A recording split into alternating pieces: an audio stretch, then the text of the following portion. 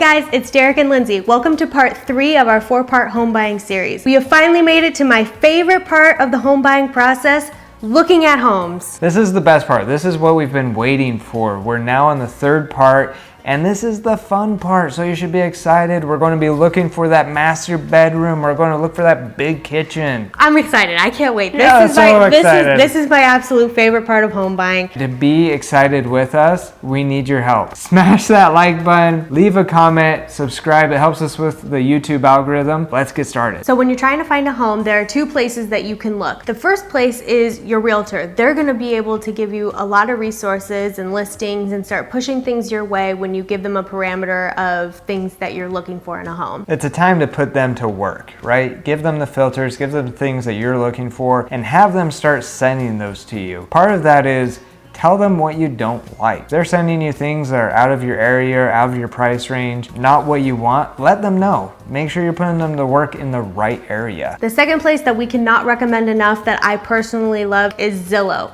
Zillow is an amazing resource for looking at homes, and they often get the MLS listings as quickly as your realtor can. Definitely go on Zillow. Their website's nice, there's good filters, you can do boundaries, you can see school listings to see how they compare. You can look at your commute time, you can do it during rush hour, not during rush hour. And for a free resource, they're pretty good. And coupled with your realtor, they're 2 good resources that you can use. What are your priorities? For us, there's 4 key priorities that we're going to be covering. Before we get into the 4, let's talk a little bit about your relationship with your partner, because you're each going to have a little bit of different priorities and you need to make sure that each of you knows what they are up front. It would be a huge waste of time if one of you is putting all these houses that are 2-story onto the list while your partner is thinking there's no way that we can live in a 2-story home. So you got to come together before you start looking at homes to think, what are your absolute no's in a home? What are you willing to budge on? What are things that you both want, so you're both looking for a home that fits both of your needs, that you can grow together in? And that leads us into the first point. Price range is extremely important. It was the top of our list for our priorities, and we wanted to make sure that we were realistically looking at homes that we could budget for. The next priority to think about is your commute. For Derek, it was super important that he be relatively close to work. He doesn't like having a long commute, but if you don't mind driving an hour to work every day, then maybe that will expand your search radius and you can get a house that's farther away from your job. Or maybe you work remotely and you have more flexibility. So that's going to be up to your personal situation. Make it a point of conversation with your spouse and with your realtor. That leads to our 3rd point, location. So location is a wide-reaching priority, and we recommend you have fun with this. Be creative. Think about what you want in your location. Location for us meant that we wanted to be close to shopping, entertainment, our girls' schools. We wanted to be close to dentists, doctors. We didn't want to drive very far. We wanted it all there. The last priority is the most fun part, and that's the features you want in your home. Do you want a big kitchen? Do you need at least 3 bedrooms? How many bathrooms do you want? These are the things that you can start listing out. Say, I would really love to have an extra guest room. I would really love to have a little reading nook, or I'd really love my house to have a lot of character. You can say these things, you can start listing them out, and then start prioritizing which of these things are super important, which of them are not that important but are nice to have. Back to what Lindsay said earlier, good relationship opportunity to talk to your partner, make sure that everybody's on the same board. Make sure that you guys can get what you both want. Maybe someone wants a big kitchen, big living room, big bedroom. Make sure that you're discussing this with your partner to make sure that you can both get a home that you both really love. So just to recap the 4 priorities on a home for us, they were price range, commute, location, and features on the home. So that leads us to our last question. What are some of the things to keep an eye out for and red flags? On our list, we have 5 key ones that we're going to talk about. So the first red flag you want to look out for is how long has this property been listed? So when a property's been listed for a really long time, it brings up some questions as to why has nobody put an offer on this home? Why is it not desirable? Has an offer fallen through because of an inspection? Is it just priced way too high and they're not willing to budge? These are the questions that start coming to mind when a home has been on the market for a long time. And long time is really relative to your area. This is where your realtor comes into hand. Ask them, is this a long time? What's the normal sale time for the home? What's the inventory in this area? Is this home above the average sale time? It'll give you a good indication. Our second red flag is cleanliness. Having a clean home for us is very important. We want to make sure that the previous homeowner has taken care of the home and that when we move in, there's less of a surprise for certain things. So you want to make sure that you are keeping an eye out for certain signs that could detail that they're not really keeping up on home maintenance. You also want to take into account that if you're going in to see a house that's being shown, this is them putting their best foot forward for me, right? So if you're going into a home, everything should be immaculate. I'm a baseboards gal myself. I always look around at the baseboards because they're just a good indicator of how well someone is willing to stage their home. This isn't just like, oh, we're living here, come in, have a drink. This is putting your home on display. I do want to stress this point that we are not fixer-uppers. We're not buy a house and flip it. We want a move-in ready home that we're going to buy and then live in. So if you're looking for a good deal and looking for a house to be able to flip, this one may not apply to you. But if you are like us and you want to get into a home that is clean, ready to move in, and you can lay down at night and not worry about certain things, this is a big red flag for us that we want to keep front of mind to prevent any long-term maintenance issues. On the cleanliness example, let me give you a reason why this sticks with us so much. Years ago, when we were looking at purchasing our first home, we walked through this one house that just scarred me so bad. I mean, it was horrifying. We walked in there was clothes, toys, snacks, goldfish crackers, food, dishes piled up. The toilets were molding. They were not white. Let's just say that. They were closer to a dark color. I could not believe what I was seeing. But what I was thinking in my mind was not necessarily like how just regularly their house was this dirty, but what lies underneath. If you're not willing to do your dishes and clean your toilets before you show your home, what else are you not doing to your home on the regular, right? You know, back to what we were talking about earlier about time on the market. This one was a red flag that we just weren't really aware of. This home had been on the market for a very long time, and that should have been our first red flag. But as new first home buyers, we just didn't realize that, and we're like, hey, this one's priced really good, let's go check it out. Our third red flag is outside stuff, and what we mean by that is if this home has a yard or maybe even a small walking area, how presentable is it? Is it clean? Is it messy?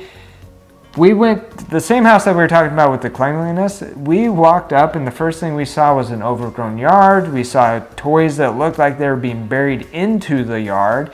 We saw the yard was just dead, not maintained. These are red flags of if your outward appearance of the home is not maintained, the inward appearance of the home may not be well maintained, which ultimately means that the appliances may not be maintained, air filters, AC. You gotta think down the road of if they're not taking care of the simple things, the expensive things, they're probably being treated the same way. Now, I can see some of you down in the comments saying, but Derek, why would you overlook these? You're saying they're red flags. Now, I get that. I understand that if some things are easily fixed, that is a good buying opportunity. Maybe the yard is the only issue and you could just mow it, hire somebody to fix it up, and it costs you under, I don't know, a couple grand to fix up a really bad yard.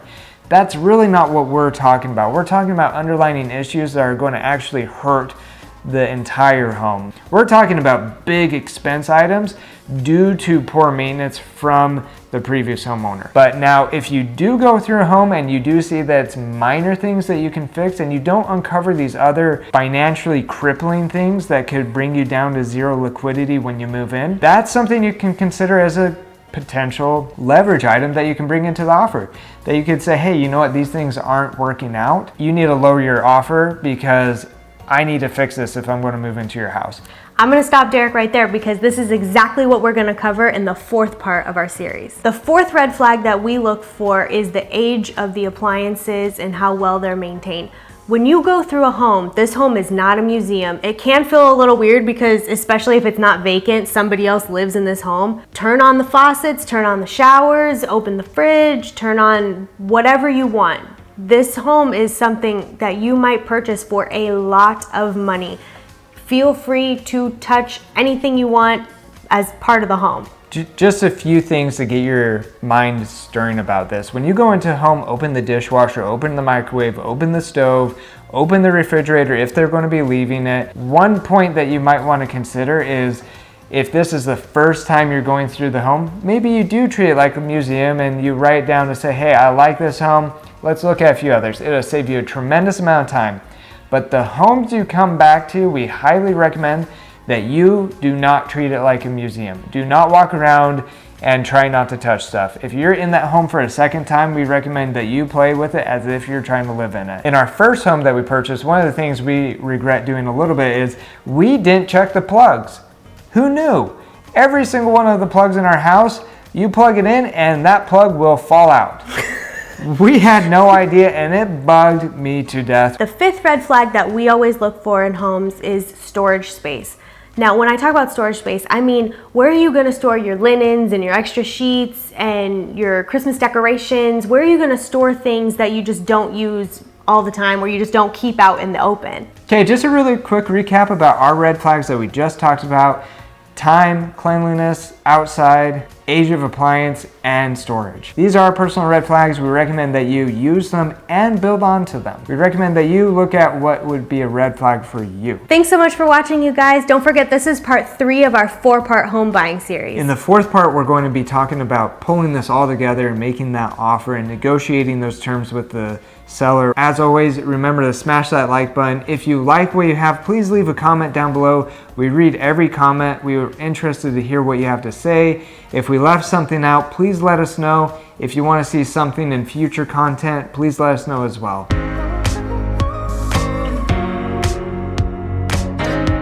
Let's go ahead and look together on the Zillow website so you can kind of get a feel for how it works. We're not sponsored by Zillow in any way. They're not giving us anything on this. It's just personally something that we like to use. So on the Zillow website, just type in your city, your zip code. For this one, we're just going to choose Scottsdale, Arizona. On their website, are you renting? Are you buying? For these videos, again, we're looking for something for sale. Now, this is great because in here you can see it borders the city that we selected or the zip code that you selected. It shows you for sale, the price, beds, home type, more. Also, they have a good mobile app that you can actually go through and get a lot of this. For this purpose, we're going to keep it really simple. We're just going to show you a few key highlights to help you out. So choose for sale. We recommend filtering down to the ones that you actually want to buy. We look for ones by agent or by owner. And you can see on the right, our list has gone down, but guess what? There's still a ton of stuff here. On price, I'm just going to put a random range here. Now Scottsdale is a little bit more pricey, so this should actually drop it down quite a bit. Hopefully we have a few listings still. Okay, so we still do bedrooms. You know, we want a few bedrooms. Let's at least get 3+. Bathrooms, you know what? I like a little bit of space. Let's do 2. Okay, so we've whittled down quite a bit. We see on the right, we have 10 results. Well, you know, I'm a little picky about the type of house I want. I want an actual house, not a manufacturer. I'm not looking for condos or any of these other items that are listed here. Unchecking all of those, unfortunately, we run into no match. So we're going to leave it at that, but we highly recommend Zillow. Again, not sponsored, but we personally like it. It's easy, it's flexible. You can put in your email to get notifications. Hey guys, it's Derek and Lindsay. No, this is not a game show. And you're up. Nothing against Toyota. Toyota's a great car.